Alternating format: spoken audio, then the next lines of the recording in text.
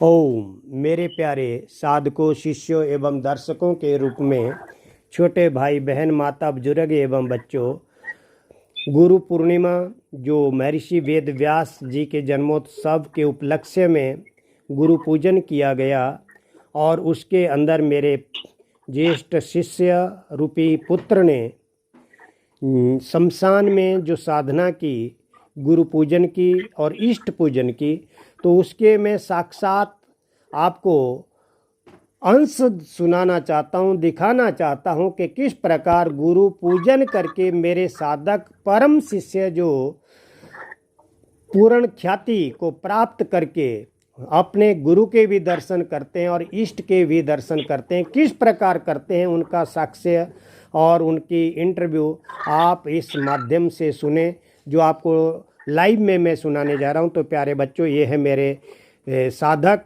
आदेशनाथ के अति उत्तम वो आंखों देखा प्रत्यक्ष दर्शन का हाल, जो उनकी ज़बानी आपको मैं सुनाने जा रहा हूँ।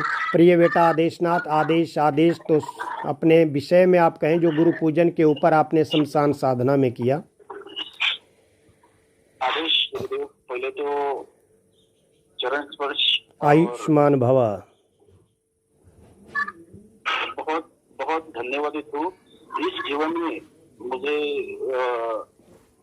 उस दुनिया में पता नहीं कितने जन्म हमने लिए और कितने जन्म के हम साथी रहे, कितने जन्म से आपके शिष्य है, ये तो हम नहीं जानते। ना पिछला पता है, ना आगे का देखा मैंने कभी। लेकिन इस वर्तमान में मैं जीना चाहता हूँ और इस जन्म में जो भी मैंने एकलव्य की तरह साधना करता था, और शक्ति कभी कामचोरी नहीं करती है, शक्ति ने हमेशा अपना कार्य किया है। और शक्ति ही है जो जब कोई साधक सच्चे दिल से भोले बाबा महादेव की सेवा करता है, तो उनके जीवन में, जैसे मैंने तो पहले भी कभी बार बोला है, गुरु शिष्य एक नाड़ी की हो, इसका मतलब कोई समझा नहीं या पता नहीं।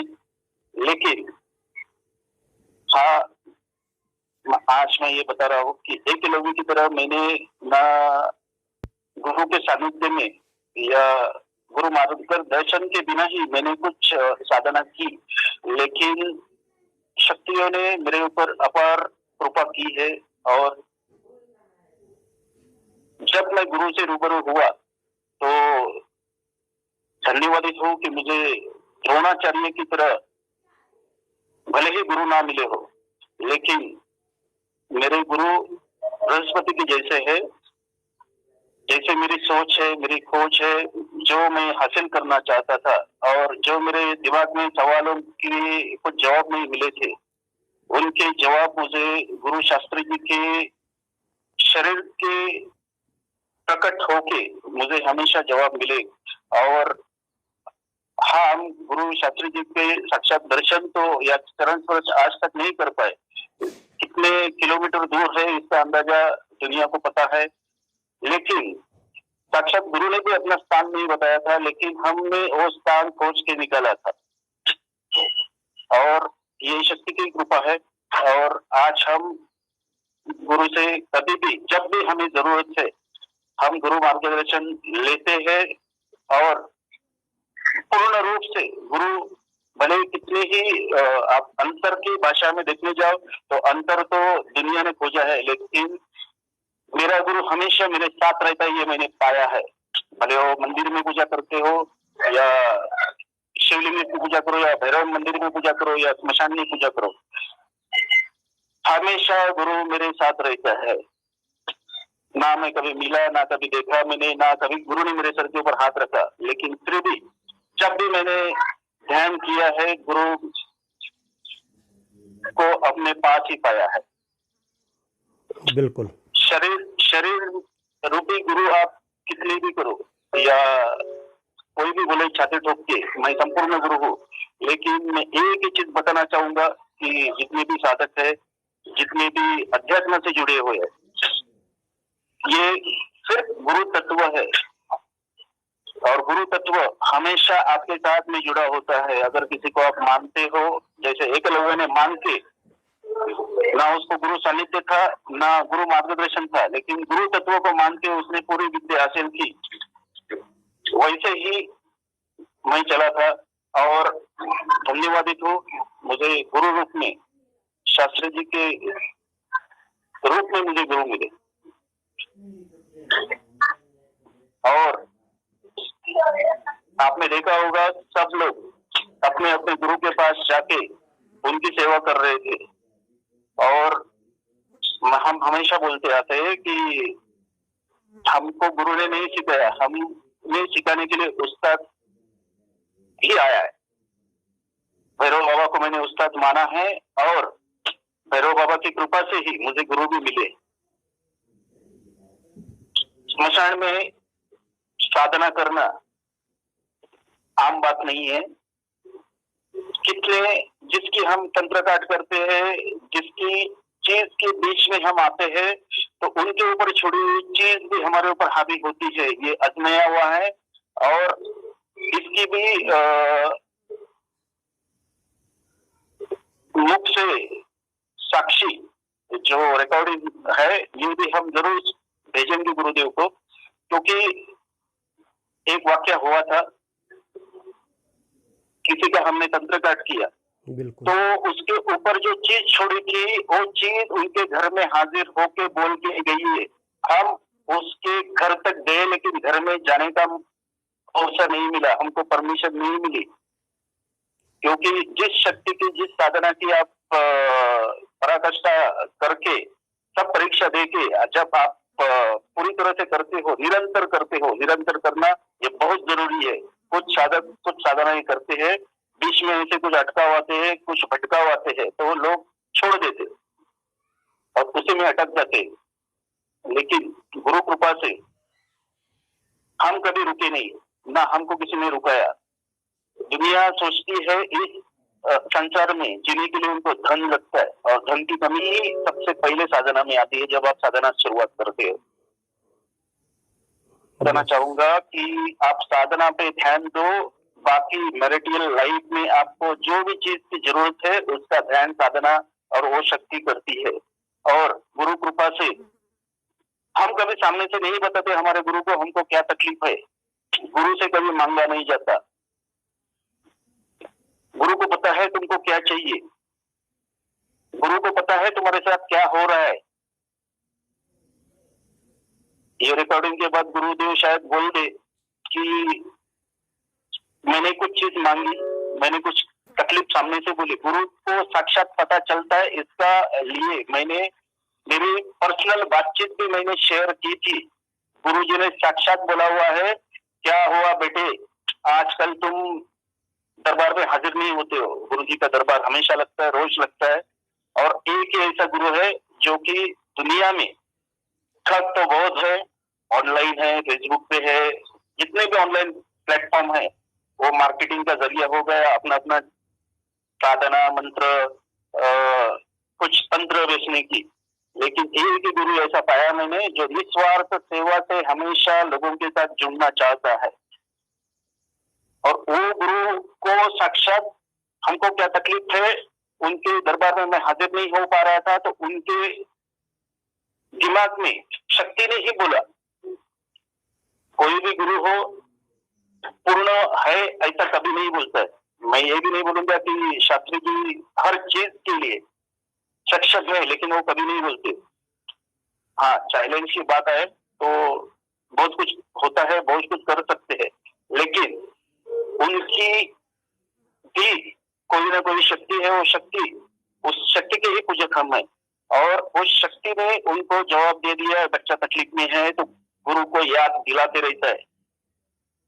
रहता था मेरी वो शक्ति। और उन्होंने मुझे पूछा, पता नहीं क्यों बेटा मुझे बार बार आपकी याद आ रही है। यस, आंख से आंसू गिर गए वो पढ़ के। भले अकेले की तरह क्यों ना हो, हम जिस शक्ति से जुड़े हो झूठ नहीं है। आज कलयुग में सनातन धर्म के ऊपर सवाल आते हैं, जवाब आते हैं, इतिहासकार बोलते हैं ये झूठ है, लेकिन हम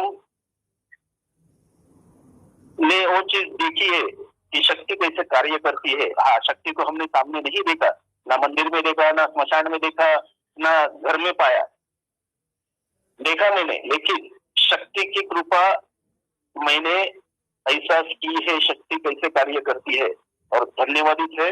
वो गुरु के लिए समर्पित है हम, वो शक्ति के लिए समर्पित है। हाँ, स्मशान पूजा ये चीज को आम जनमानस को बहुत डर लगता है। कोई सूर्यास्त के बाद शमशान की तरफ देखना भी नहीं चाहता आम जनमानस। लेकिन वही चीज थी जो अघोरी लोगों ने, कुछ तांत्रिकों ने इसको गलत सलत बढ़ा चढ़ा के दुनिया के सामने बोला है, वहां पे ये चीज रहती है, वो चीज रहती है। मैं जीता जागता नमूना हूँ, मेरे ऊपर कोई भी निगेटिव चीज कभी दिखी नहीं, ना मेरा नुकसान किया। हाँ, जब भी किया वो अच्छा ही किया।